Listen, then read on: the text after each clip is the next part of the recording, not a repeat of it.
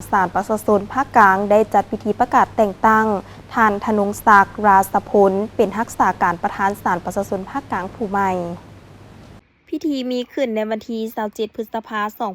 2026 ที่ศาลประชาชนภาคกลางโดยการเป็นประธานของท่านไพวีศรีบัวลีพาเลขาคณะบริหารงานพรรคประธานศาลประชาชนสูงสุดมีบรรดาคณะศาลประชาชนภาคกลางแขกถึกเชิญจากสภาประชาชนนครหลวงเวียงจันทน์พร้อมด้วยพนักงานหลักแหล่งเข้าร่วม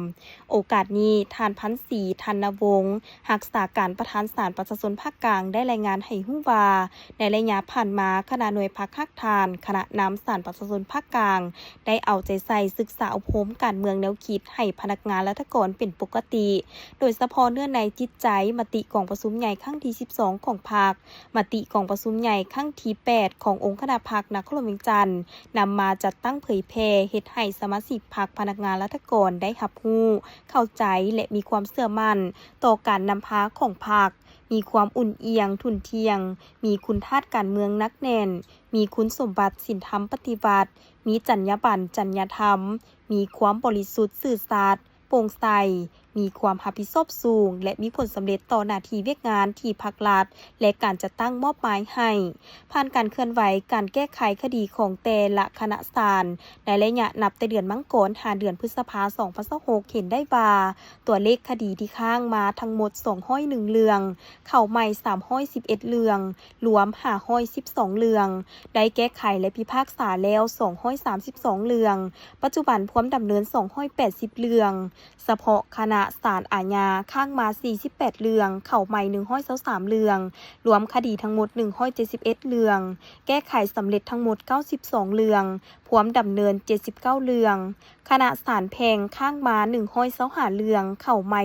150เรื่องรวมคดี275เรื่องแก้ไขสำเร็จ112เรื่องพร้อมดำเนิน163เรื่องคณะศาลการค้าข้างมา16เรื่องเข้าใหม่15เรื่องรวมคดี31เรื่องแก้ไขสำเร็จ12เรื่องพร้อมดำเนิน19เรื่อง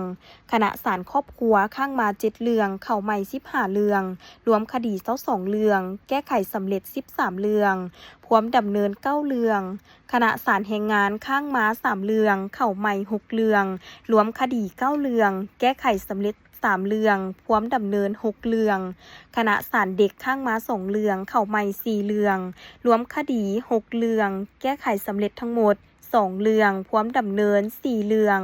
แยกให้เห็นระหว่างคดีขันอุทธรณ์และขันลบล้างคดีขันอุทธรณ์ข้างมาตั้งปี2025มี176เรื่องเข้าใหม่231เรื่องรวม407เรื่องสามารถแก้ไขได้180เรื่องกวมเอา44.22ส่วนห้อยปัจจุบันพร้อมดำเนิน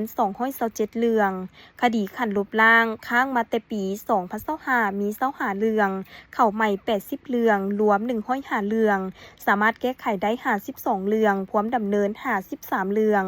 จากนั้นคณะรับผิดชอบก็ได้ผ่านข้อตกลงในการยกย้ายสับเปลี่ยนบอนประจำการและการแต่งตั้งผู้รักษาการศาลประชาชนภาคกลางคนใหม่เลขที่504 505 507ทับสปสส